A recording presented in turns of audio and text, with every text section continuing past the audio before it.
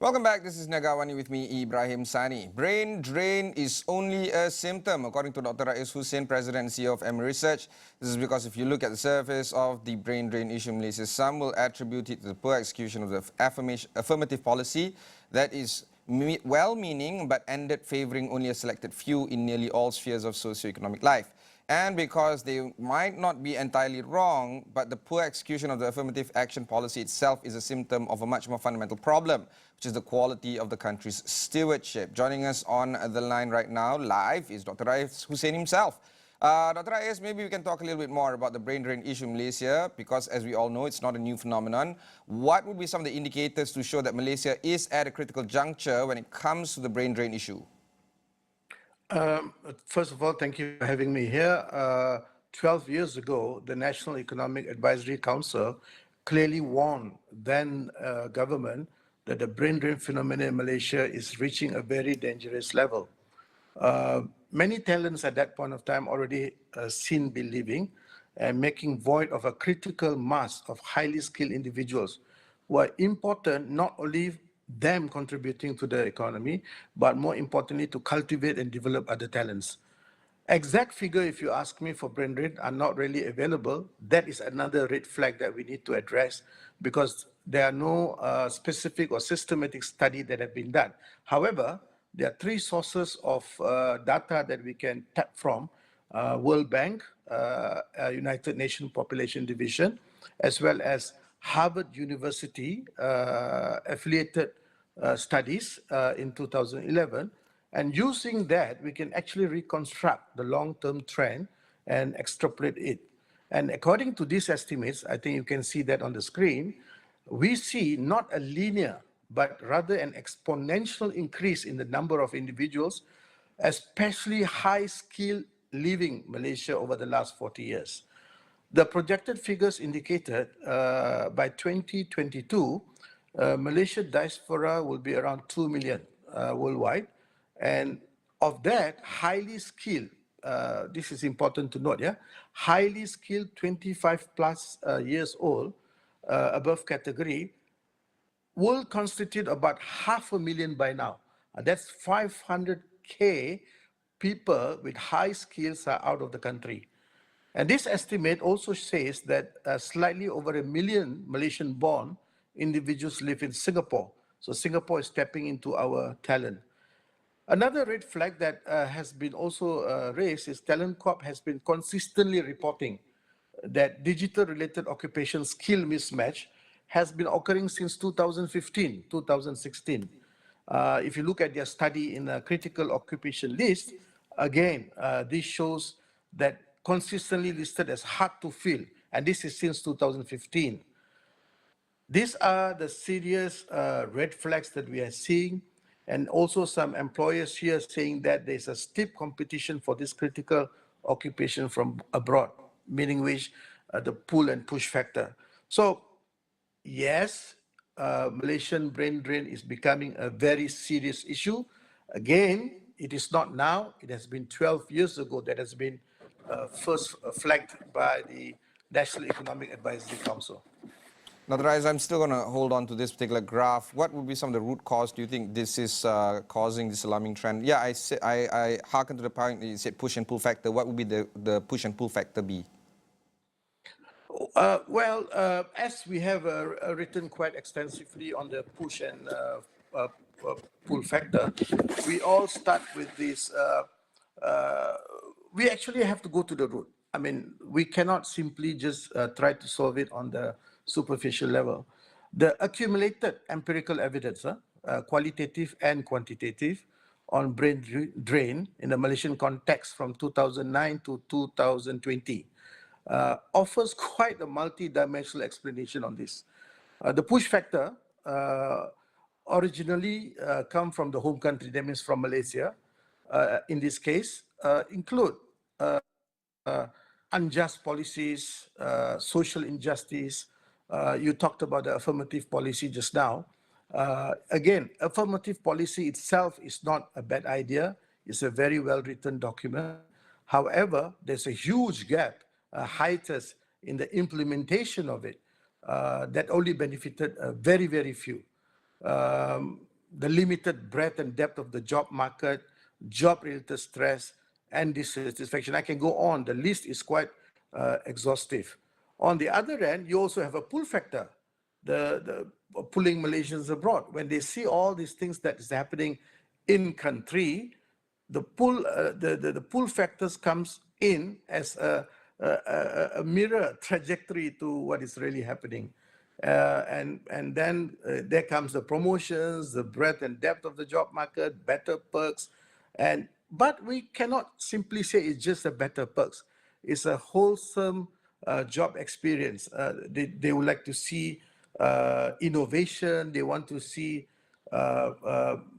career advancement, satisfaction. There's a lot of whole thing. However, if you look at it carefully, the core underlying problem behind all these factors is poor governance, poor policy planning, and or execution. We talked a lot about execution, biased, corrupt, populistic, suboptimal, identity-based, divisive, haphazard, unfair, inconsistent, complacent, and really simply outdated approach. So these are the things that we see and decipher from the various studies that we managed to glean through. Remember, ironically enough, high quality of country stewardship also requires high quality skills. Yeah. So it is not separable. Yeah, Doctor, in 2010, the World Bank survey found that a large share of diaspora acquired education overseas. So what does this all tell you? That is another important red flag that we need to have a look at, because this World Bank survey clearly shows a serious shortage of high technical skills in Malaysia, including among fresh grads, reflecting serious problem within the education system. The dynamic essentially continued till now. Just now we spoke about Talent Corp reporting industry inability to fill the critical occupation relating to ICT and so on. At the same time, our youth unemployment is at its historical high. We're talking about not only youth unemployment, we're talking about youth underemployment. You have a degree in economics, but you work as a selling or washing car. What can we conclude? What are the takeaways from this? Our education system, especially public, is inadequate to produce needed talent. This is something that we need to admit. If we do not admit where we are, we will not be able to design and move forward and tackle the real problem. If you look at this missing critical occupations, what kind of skills they require? Strong mathematical background, as mathematics is the language of science, everybody know that. Critical thinking, systems thinking, creativity, and innovativeness. Also contrarian thinking, not subservient thinking. Look at our PISA performance, PISA score, right? Everybody, this is quite an independent, impartial score. On mathematics, science, and even the reading since 2009 till 2018, consistently well below OECD's average. While our neighbor, Singapore, is topping the list. Vietnam has overtaken us. So the daily needed high skill across all industry, technical skill, even if acquired in Malaysia, are not filling the existing vacancies, but highly likely to be employed in advanced foreign economies. People are leaving to Vietnam. People are leaving to Singapore. People are leaving. The recent most popular country the Malaysians are moving out is to New Zealand.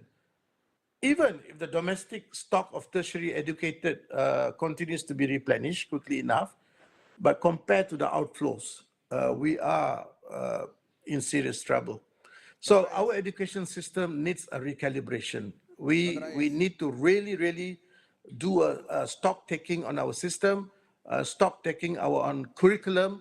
How do we relevantize those costs to what we need today? I'm not talking about a conveyor belt of graduates, but at least remember the critical thinking, the innovativeness and all that.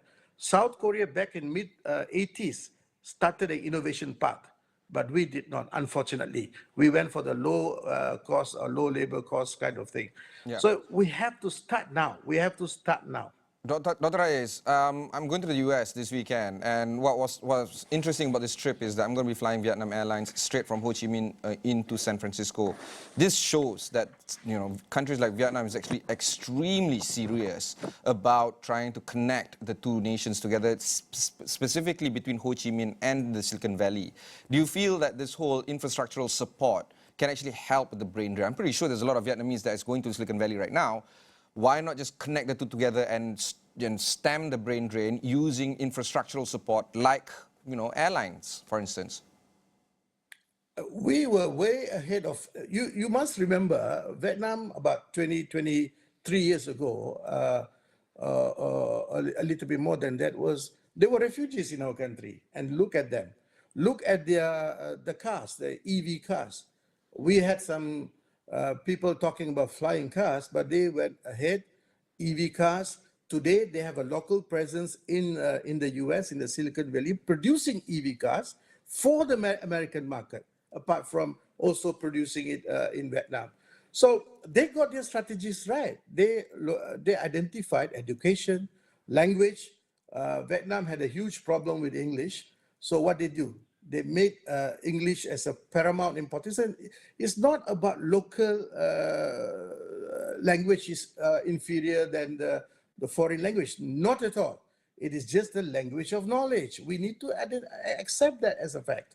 And these are the things that they have done. They really improve on the education, the mathematics, the science, and they took it seriously. And while unfortunately we have a problem of political instability, inconsistent policies. So we need to do something about this. And the something about this is that quickly identify. Most of the things have been identified, even in our recent op-ed that was published today in AWANI, for instance. We identified clearly what are the waypoints or way path to be addressed. Start with their education system, education curriculum. We need to relevantize it to the current needs. It cannot be accounting of 1982. It has to be AI-enabled, 4IR intensive accounting and finance courses. So things have changed so much, but we seem to be stuck in the old past, unfortunately. Dr. Final question to you. How does low industry development send the country into a real tailspin fall? Okay, we have a good example to look at today, Sri Lanka, right? In our Can you hear me? Graphics that you prepared, actually. Let's in the graphics right now. Okay. So in our recent op-ed, EMIR Research talked about and draw attention to this important idea, yeah? The very question that you asked. The real value of money is determined by the state of country's economy. There's no need even to expand money stock to trigger inflation. The economy needs just to slow down. Look at this is all, you can see these are indicators that we need to be very worried about. Look at the economic growth forecast in 2020 downwards. Look at the export as a percentage of GDP. Look at the FDI as a percentage of GDP. These are all the numbers. Numbers don't lie. We need to be very mindful that one reason Malaysia seems to appear to face such serious problem with inflation is as a result of low breadth and depth of our industry. Partly, and you can say, is as a result of the brain drain. We lost 500K of 25-year-old and above with high skill capabilities to foreign land. Therefore, now one of the biggest problems that everybody talking about is the inflation, the food security, and so on and so forth. This can be addressed by increasing aggregate economic productivity rather than, when you talk about productivity, talking about breadth and depth of the industry, not by adjusting policy rates or constant subsidies.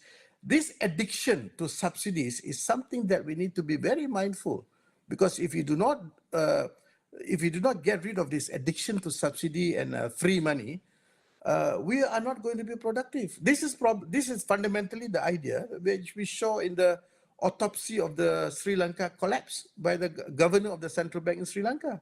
He himself said inflation is not a problem, but the solution. But what is the solution?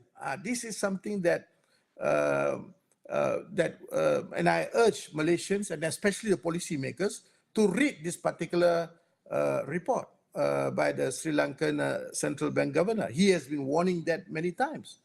So here we observe a carbon copy, unfortunately, of Sri Lanka's situation, decades of addiction to subsidies and government handouts. This is not going to be good. Addiction to subsidies and government handouts as a bad substitute for the credible governing and crisis prepared policy.